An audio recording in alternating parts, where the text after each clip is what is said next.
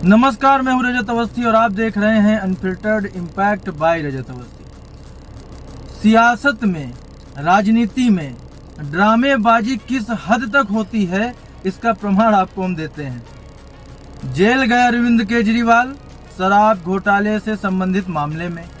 बताने क्या लगे कि वो तो हमें सीएम पद से हटाने की साजिश है, हम अच्छा काम कर रहे हैं, उससे लोगों को दिक्कत है, ये सारी चीजें वो बताने लगे।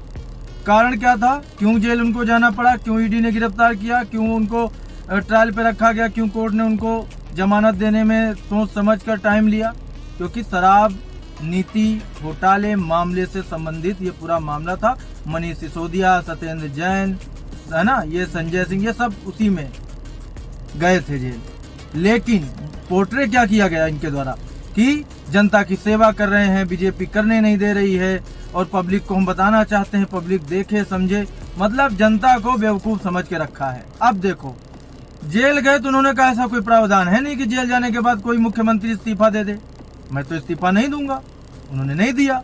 इतने दिन जेल में थे, इस्तीफा नहीं दिया उन्होंने। अब देखो सियासत की राजनीति, दिल्ली में भी बहुत जल्द ही चुनाव होने वाले हैं मुख्यमंत्री के।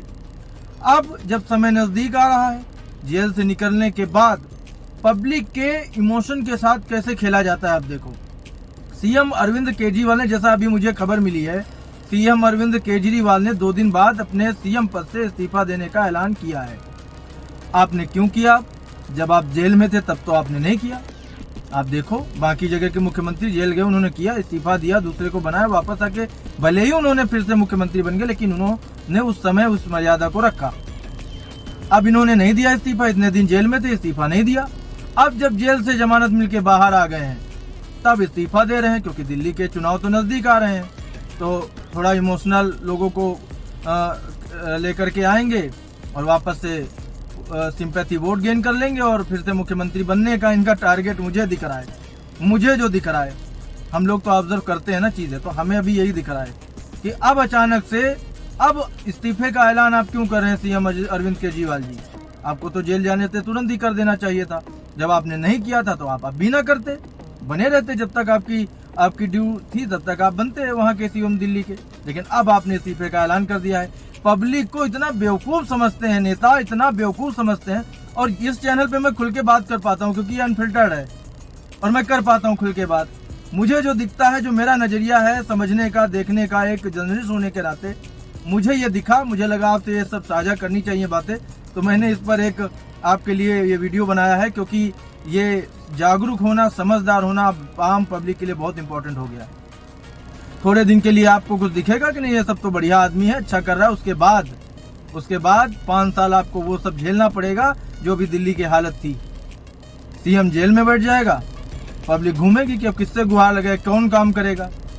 कोर्ट ने भी जब उनको जमानत दी है ना, तो उन्होंने शर्तें रखी हैं कि आप सीएम ऑफिस नहीं जा सकते, आप सचिवालय नहीं जा सकते, आप किसी फाइल पे साइन नहीं कर सकते, उस मामले से रिलेटेड आप कोई गंभीर बयान नहीं दे सकते।